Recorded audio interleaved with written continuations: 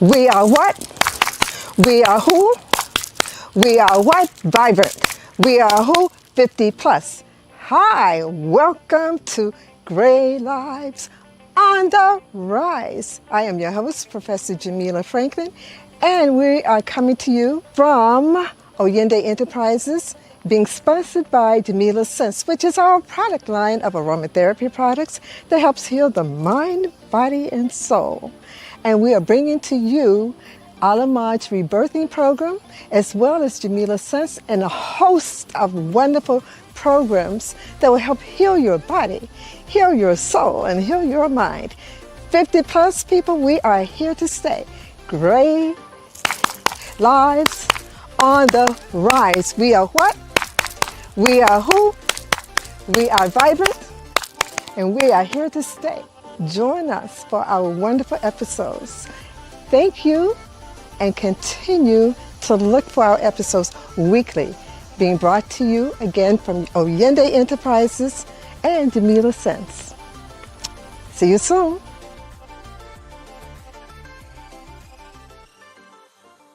Everyone, how are you? This is Professor Jamila Franklin, and we are now going to have another episode in year 2 on Gray Lives on the Rise.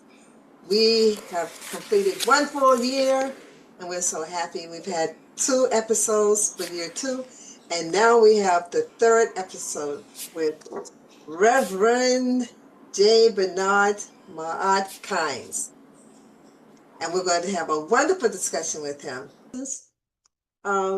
Therapist, and he, with his lovely wife, which is a good friend of mine, is a co-founder of this wonderful institute, and I'm going to give you more information about that now. So J Bernard Ma'at Kynes is an ordained minister who pastored for 16 years in the Christian Methodist Episcopal Church. He is currently a licensed marriage and family therapist and is in private practice and has been in private practice since 1992 on ACPE,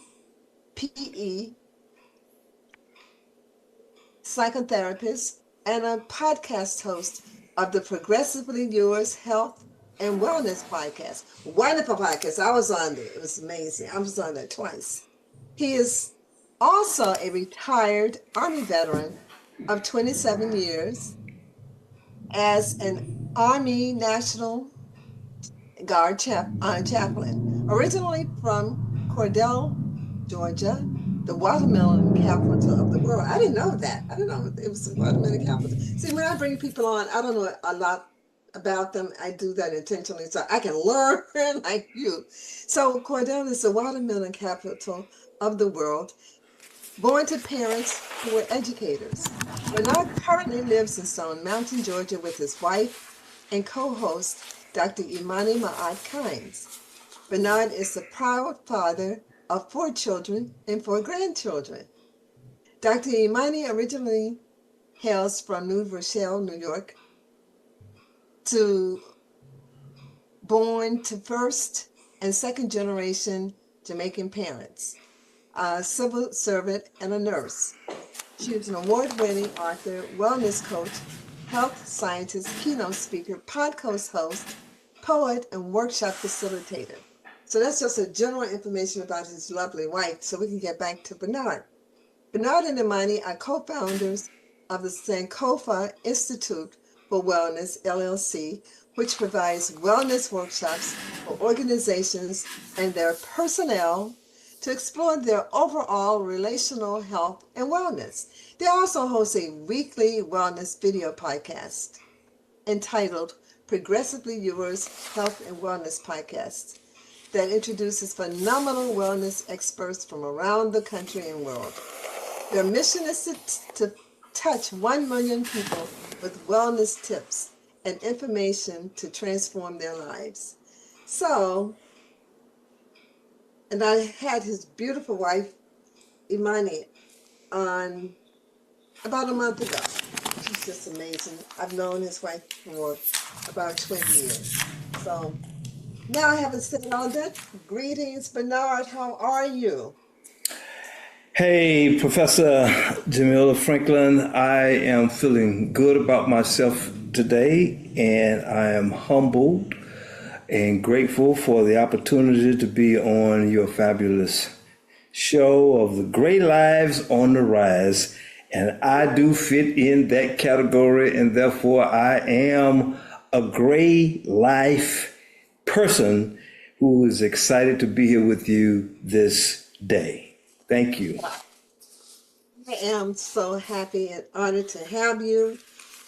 I had your beautiful other half on, like I said, about a month ago, and it was amazing. And I'm so looking forward to having you on. One, because you have an amazing background, and you are a male therapist, and we are in dire need of having male therapists. Because, like I tell clients who come to me, male clients, listen, I need you to talk to a male therapist. You can talk to me for a little bit of time, but you really need to be coached or supported by a male therapist. So I'm so honored to have you here to let men know that they can call on a male for support, because the way that men experience the world and women is slightly different. I mean, there's some similarities, but there are Sure.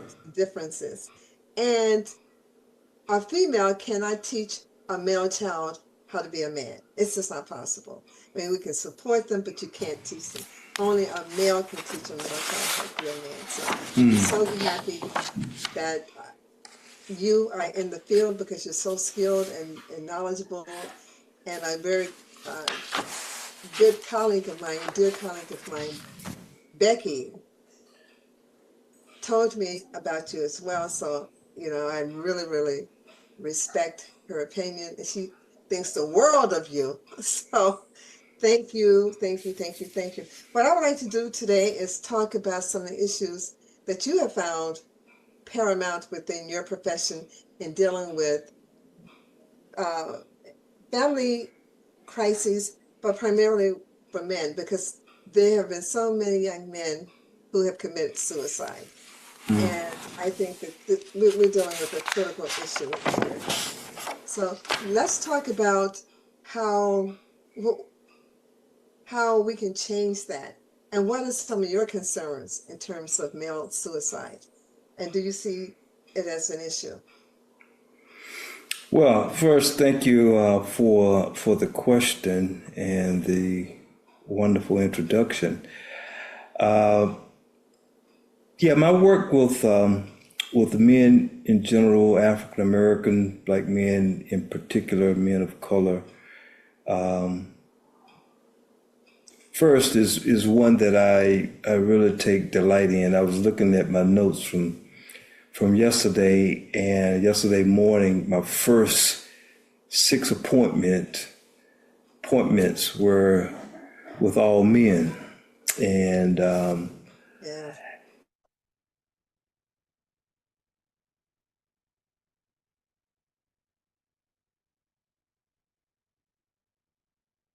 And when you were talking with them, what was going on, what came to mind, his Zoom is frozen a little. And what uh, Reverend Bernard was about to talk about was about the that complexities.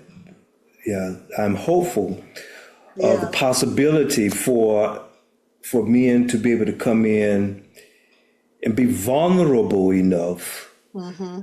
to take the risk to discover more of themselves. Yeah. Now, to your question, my concern is on those who are unable to do this. So let me do a definition take here, Mm. Professor. So there's a difference between counseling on the one hand and therapy on the other hand. So I get Yeah. asked that question. So my experience informs me, like when people first come and they'll work with me, we're probably doing counseling.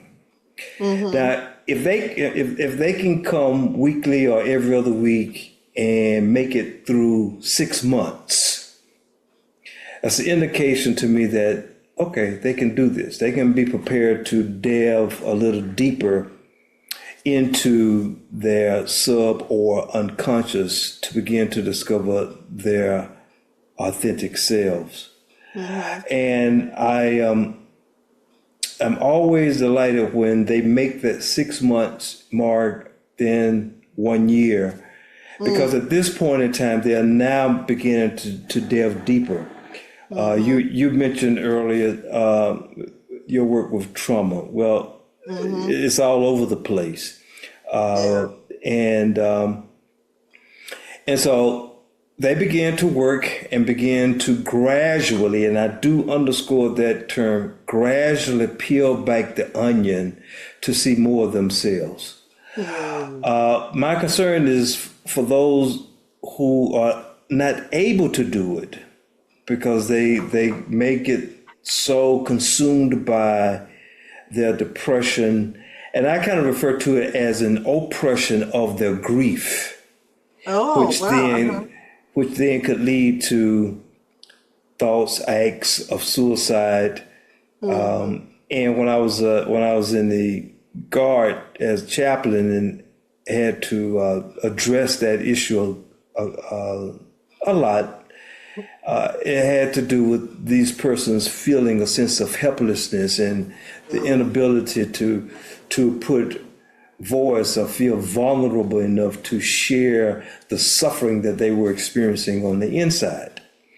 So that would be one of my concerns and my hopes, and to be able to share with the men that one of my primary role is to provide a safe place and space for you to be able to come and have conversation about your story, about your experiences, about the pain and suffering that you are experiencing in silence, and create a space where there is no judgment. And when you enter into my space, nothing is required, because I am not here to, fix anybody. I don't try to change anybody. My role is to be a part of you, along with the ancestors, your spiritual guides on your journey. And Jamila, that is my why. That is my why. And every morning that I rise, that I wake up, that I get up, I understand what my why is. And my why is to come to this place that you see surrounding me, or if I'm at home on Zoom like we are, and to provide a space and place that is safe for people to get naked, to see more of themselves. So this is not what I do. This is, who I am. And and I was this way even before I knew I was going to be doing this as a professional. It was not something that I envisioned per se, but from the earliest age of 4, I could sense this direction. I knew it before I could articulate it, if you will. So anyway, I stopped there so you can interchange. But it seems like, I was just about to jump in too, because that's amazing. You had a calling on your life, as people say. I think you had a calling in terms of the ministry, and you had a calling in terms of the mental health profession. You're just born with that kind of empathic nature. So let's talk about Bernard in terms of your history. You were born in Cordell, Georgia. And yes. Well, actually, I was born in Manhattan, the Bronx, New York. Okay. And when my mom, well, let me tell you this part of the story. So I share with people, and I share it now with your audience, that I was conceived somewhere between Orlando and Tallahassee. And so both my parents were educators, as I indicated, my biological parents. And so when it was learned that my mother was expectant with me, my grandfather, because she was not married, and my biological father was, he insisted that she go to New York to stay with his brother. And so there in New York, in Woman's Hospital, was where I was born. I got the Cordial because I found letters that predated my birth, where they were making arrangements for me to be taken care of, and so that my mom would not lose her job as a teacher. So my mom brings me back to Cordial, where she would leave me with the cousins who would take care of me. And in the letter, my grandfather asked if they would adopt me. By that, he says, it will still be in the family because I wasn't born yet. And they agreed, and so that's how I got to Cordial.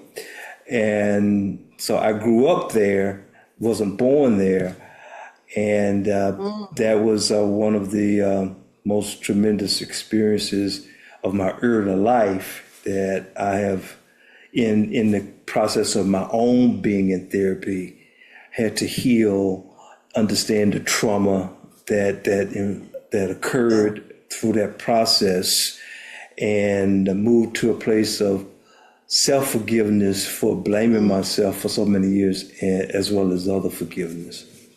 Wow. So you have been very blessed to have two sets of parents, so to speak, your biological mom and then your adopted parents who were your cousins. Yes. Well, when did you find out that you were adopted? Well, that's interesting. Yeah, that's an interesting story. You know, I always knew, because the family members who were rearing me were too old to be my parents, and I knew this. And so I had this feeling, but I didn't know. And as I grew up in Cordial, people would tease me. Cordial was like a haven for adopted children. Somebody was raising somebody else's child. And one day I was on my paper route, or I was getting ready to go deliver my papers, and my neighbor, Miss Ware, had this brow on her face, and I called Mama, my adopted mother, Mama, and Miss Ware says to me, "When Miss Kynes gonna tell you the truth? Marie ain't your mama." And you know, I'm like 10, 11. I didn't know what she was talking about. So I just kind of went on about my business. So I would hear those kind of expressions from time to time. And when I turned 17, I was tired of hearing it, and I was angry. And I came home one day and I asked Mama who was raising me, I asked her who was my mother. And so she didn't want to tell me. So she said, "Call Annie." And now Annie was my aunt. And so I called Aunt Annie. She wouldn't tell me. So they had me on the phone going back and forth. And then I just shouted out. I said, "Mama, who is my mama?" And so she told me. She said, "Juanita." And I went, wow. So I was 17 at the time. And but 3 years prior to that, I was in Florida, and I was staying with my uncle, but I was calling everybody cousin, and I made the mistake of calling him Cousin James. I think I said Cousin James, and he said, "Boy, I'm just quoting him directly. I ain't your D cousin. I'm your uncle. And those 3 children, they're your first cousin. I'm going to get on there, A, because they need to tell you the truth." And I'm 14, so I said, "Okay, Uncle James." And so from then on, he was Uncle James. And so at 17, when I asked Mama Kynes, who was my mama, and she told me, I got a Greyhound bus ticket, and I went down to Florida, Winter Garden, and I called then cousin, who was actually my biological mother, that I was coming down, and I would stay with my grandmother, who knew, but for me, she was Big Mama. So my mom met me at the bus station, and she said, yes, I am your mother. She said, but we have to remain cousins now because my family does not know. So that meant my two brothers and my younger sister and her husband. So at 17, I just went, okay, so I know. But it became the most confusing time for me. And I joined the Army shortly thereafter. And when I realized I was confused was when they asked if I was a sole surviving child. And I said, okay. I said, well, I have two brothers, but we have different last names. And he said, well, you're sole survivor. And which meant they weren't sending sole survivors in combat zone. That was behind that question. Oh, wow. Okay.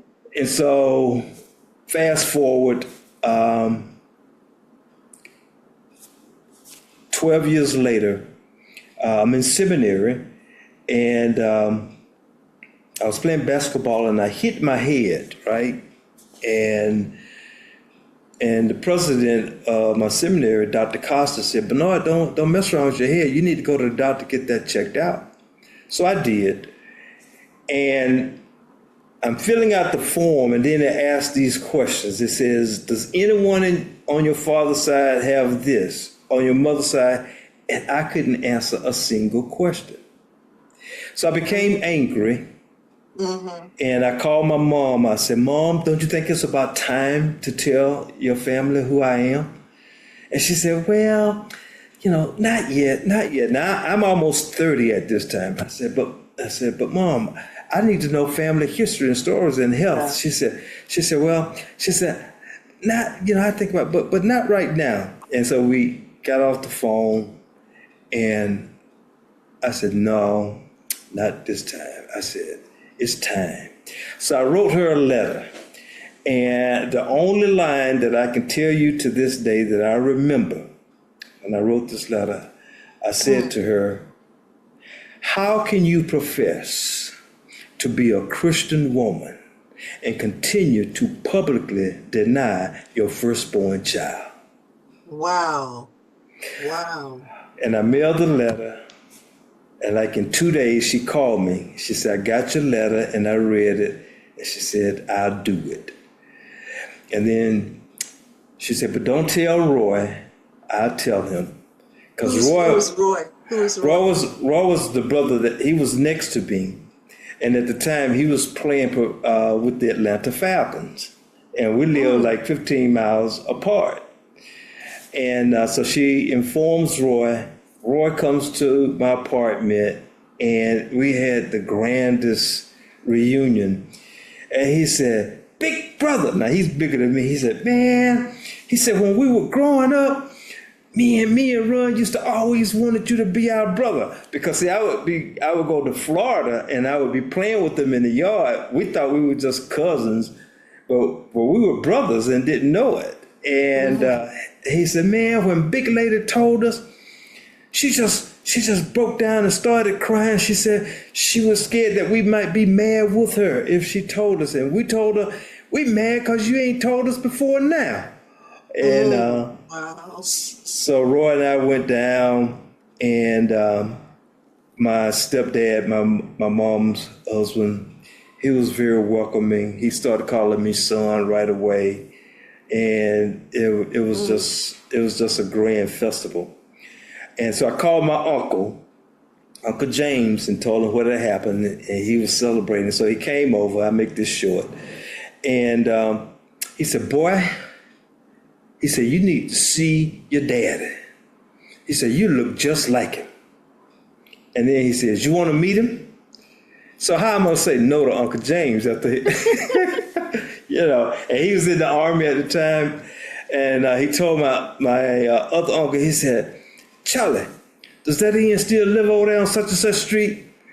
And Uncle Charlie said, yeah, James. He said, but I ain't never forgave him the way he did my sister. So I won't go into that story. And he said, well, Bernard, I need to meet him. Get in the car. Let's go meet him. So We get in the car. Without any introduction, your uncle's like, "We're just gonna go do this." We're just gonna go do this. No introduction. So I love it. I love it. So Dad can't run. I love it. So we go over to Orlando, and so we pull up, and this is in November, shortly after my birthday. So, and we pull up, and my dad, who's like 6'4", so he's taller than me, was in the yard. And he had a cigar in his mouth.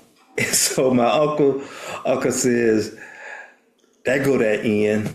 He said, "Y'all stay here. I go talk to him." And so my uncle gets out the car, and like you said, no calling ahead, and walks up to him. And my uncle's like 5'8", and my dad's like 6'4". And my uncle points back at the car and put his hands on the hip, and he was shaking his head. So then my dad comes out to the car, and he looks down at the ground as such. And then he turns and he looks at me. And for the first time in my 30 years, it's like I was looking in the mirror at myself. Wow. And he says, I could see my skin complexion, see my ears, my nose, my eyes. It was very uncanny. And he says, "How you doing?" I said, "I'm doing fine. How are you?" He said, "I'm doing good."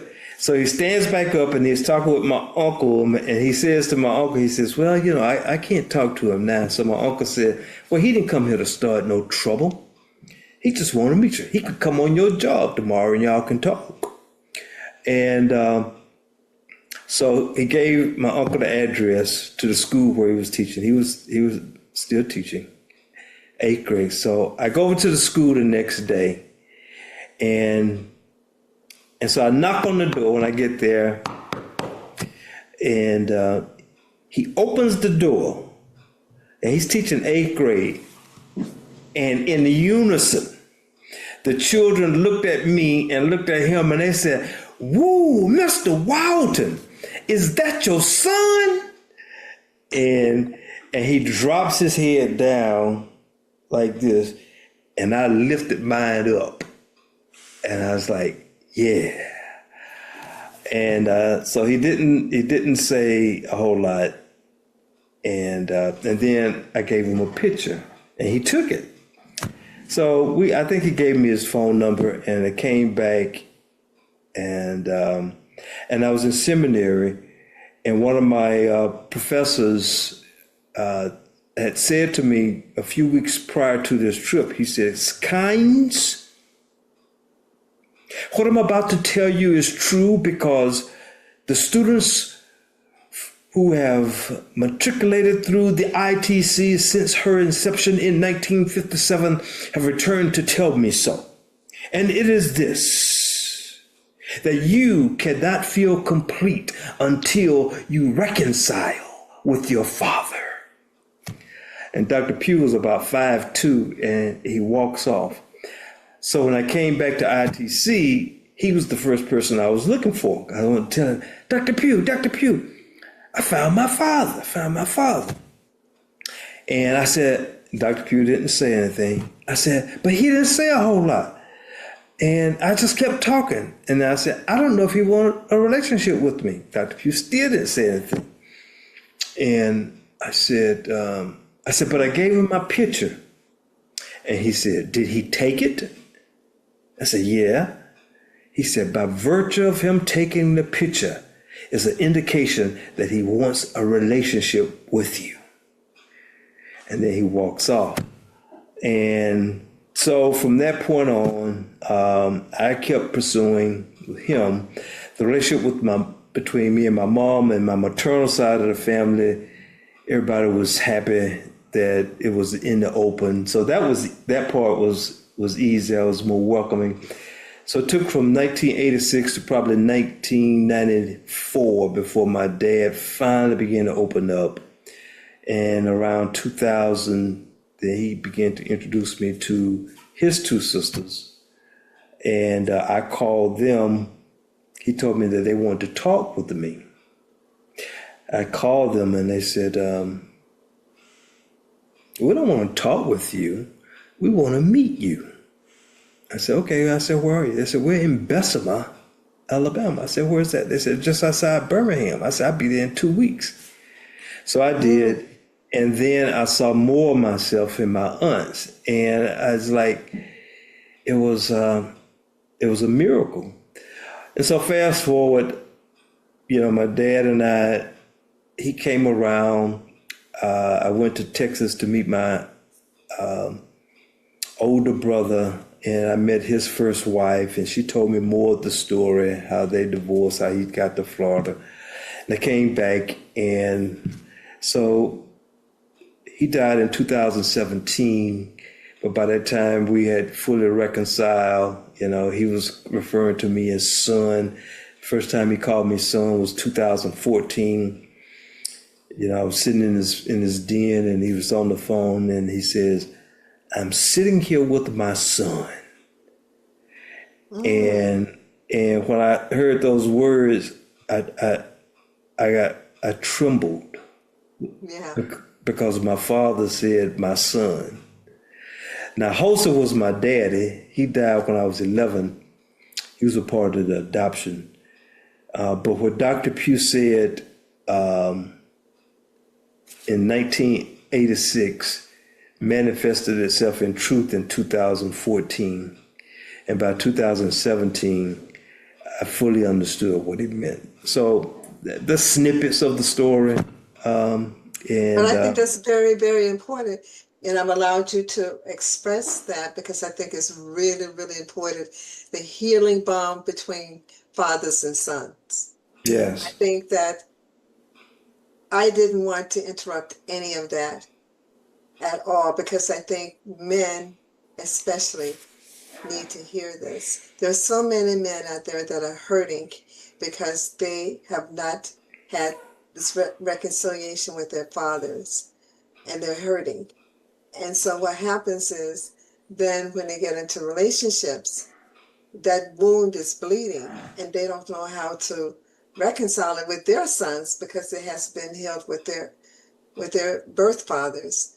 So it makes perfect sense for you to have gone into family therapy because you were able to, from a lived experience, heal. So it's not theoretical for you. It's actual. It's something that you've lived. So the men who are seeking to heal those wounds, those father wounds, which lead to other kinds of relationship wounds, can trust you, know that you understand what they're going through because you've gone through it, and feel vulnerable with you because I, as a female, could support a male who's gone through that, and I'm very good at that, but I cannot do what you can do.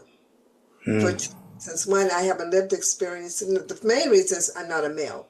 The second, I've not lived that kind of experience that you've lived. I've lived a similar experience with my biological dad too, who was not in my life. But it's different when a male has gone through that because you have the male bonding, and that is so powerful. So in talking to men in therapy that you've had, do you see that that's a fundamental issue? Well, it's twofold. So it's on the one hand that there are men who I see who did not have a relationship with their biological fathers. On the other hand, they had mothers who in some ways were working and attempting to be both. Yeah. And when I think about the ones whose fathers were present, we have to raise another type of question. So they were present physically. Were they present emotionally? Mm-hmm. And this is where all of us, men and women alike, have our work to do in having our basic needs met, Yeah. which are rooted in the emotional content of the relationship, primarily first with mother, and then second with father, or whoever the caregiver may be. Mother, principally because mother is the life carrier of the offspring, male or female, and so the guys who have had those close relationship with their mothers, and not in the relation, an emotional or even to some degree physical relationship with their fathers, are working a little harder to create an internal balance between their masculine energy as well as their feminine energy.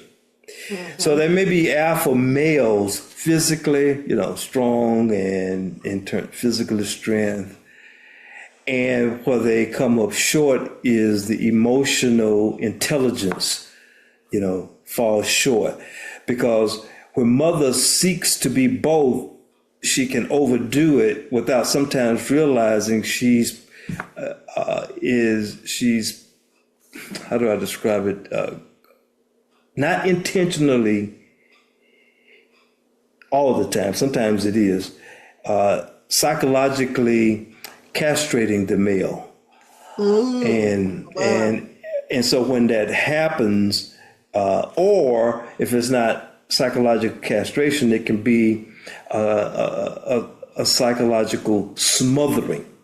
Yeah. Because if she didn't get her emotional needs sufficiently met from her parents or from her spouse or lover, whatever the case may be, and she has a male offspring, then she could unconsciously seduce that from the male offspring. And so if it's overdone, when men get into a relationship then with women, they project their anger onto their spouses, girlfriends, not knowing that they're really angry with the first woman that they knew, which is mother. And if they didn't have an emotionally available father to show how to balance that out, then they're not sure, because the defenses are so rigid and hard.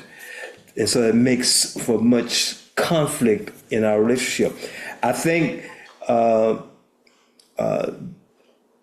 this is why we were so attracted to the Cosby Show, because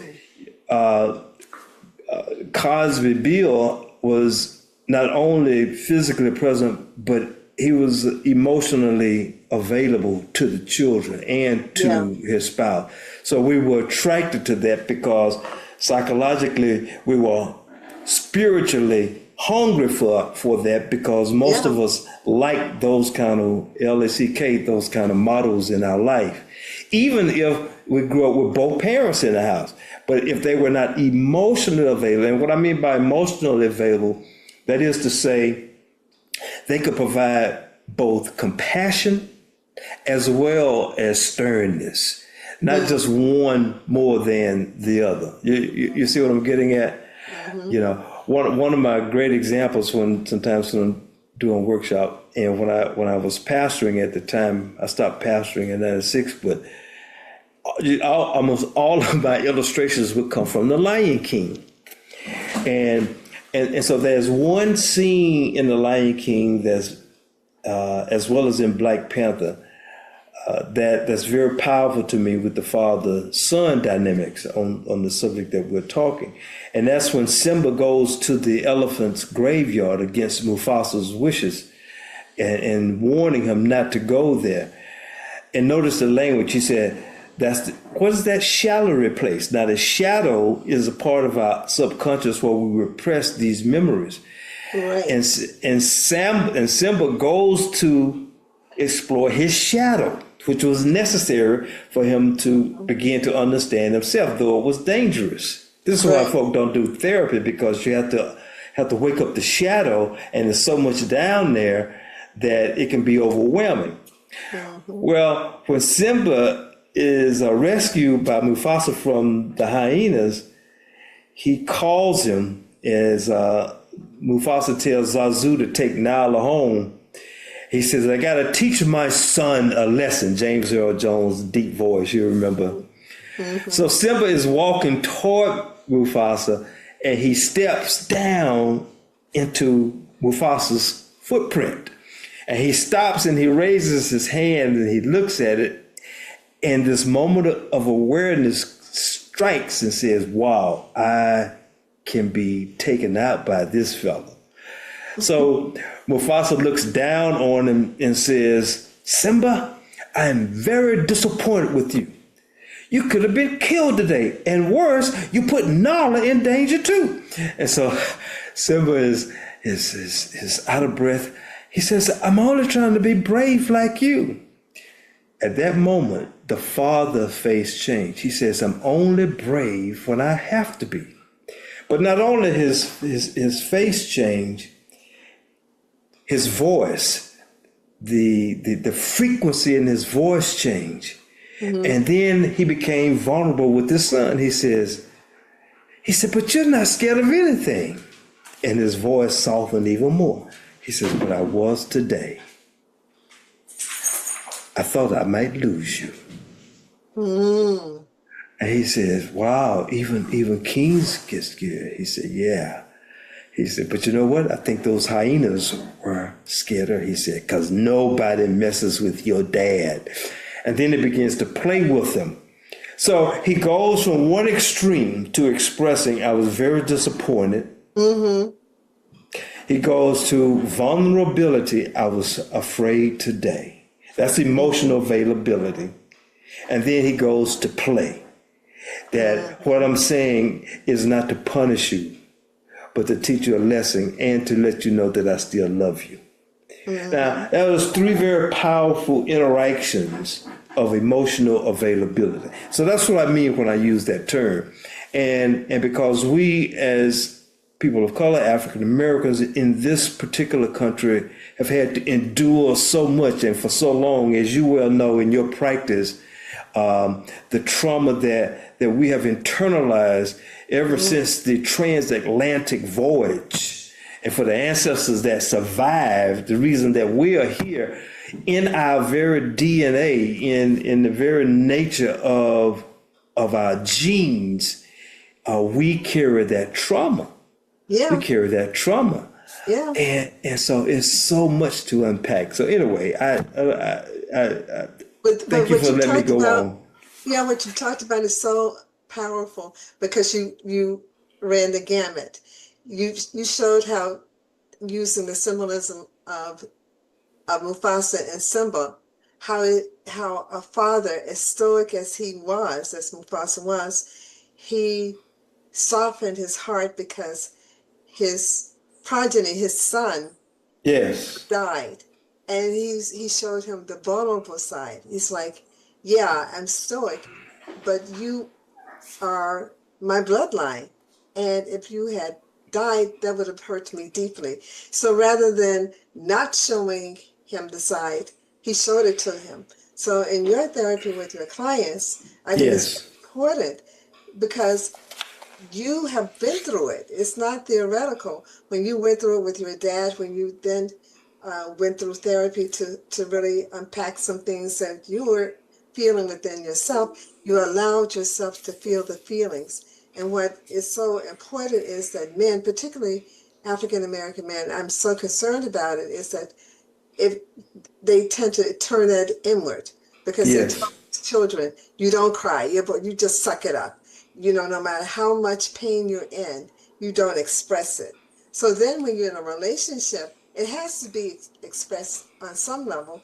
You turn on the things that you were not permitted to express outward on the people who are more vulnerable than you. It can be your spouse, your children, whatever.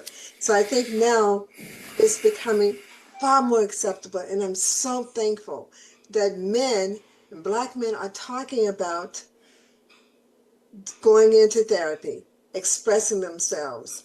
One of the key because they're hurting. Regina King's son committed suicide. I mean, we're hearing about all these famous people whom we think have it all together because they have the money, but money doesn't solve this. No, You know, it doesn't solve no. it because they don't feel seen and they don't feel heard. And my thing to people, please, if someone is threatening suicide, don't dismiss it. Oh, they're just joking. You never know. I'm a therapist. You don't take that for granted. If someone is saying it, and when you think, oh, she's feeling better now, or he's feeling better, that's when they do it. That's when to They do don't it. do it Yeah. when they're depressed because they don't Right. have the emotional energy to do it when they're depressed. But when when you think they've turned the corner, that's when it happens. And April is the month of where the highest suicides are committed. Wow. Yeah, most people think it's around the holidays, but it's really April because in the holidays they're generally around some community, some family dynamics. But if the depression has not lifted, in comes spring, and that situation may remain the same, and they can't get over it. And the issue with one of the dynamics with suicide is that persons are asking for help. Yes. And because of the pain that they are feeling so deep in their souls, and it, just like you indicated, if no one is available to listen, to hear, and they're feeling isolated in their emotions or insulated in those emotions, then suicide becomes a viable option to get rid of the pain. Well, what I would like to do, because we're running out of time, I would like for you to give people your contact information so they can get in touch with you. This is so powerful. So how can they get in touch with you?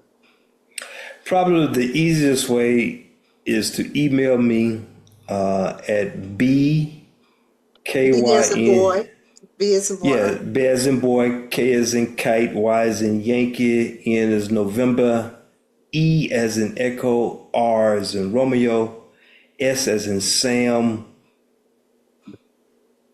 I think I said it right. B Kynes, BKYNESR at gmail.com. BKYNESR at gmail.com. The other way is called my office line is 404 378 2232. 404 378 2232. So those are the two best ways to reach me. Right, and I'm really putting out a plea to men, particularly African American men and men of all races, but especially African American men of all ages, to please get in touch with Reverend Dr. Bernard Ma'at Kynes ASAP. Please, he's an amazing resource, and he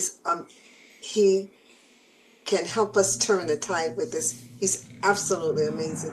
And I allowed him the time. I'm so honored, but I wanted him to tell his story rather than my interviewing whatever, because I think that was far more important than my asking the questions that I would have asked, which would have led to these answers. So in closing, what would you leave with our audience? Well, in the high stress times that we're living, I would leave with the audience. I go with the first thing that comes to mind. The first thought that came to mind when you asked the question was,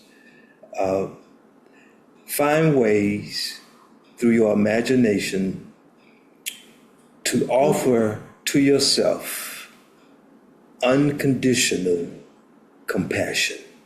Yeah.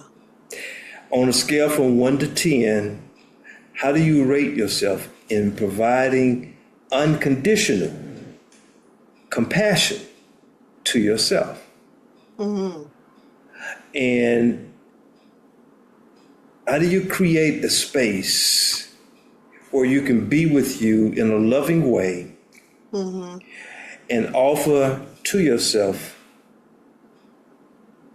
the allowance of embracing all of who you are, the virtues and the flaws alike.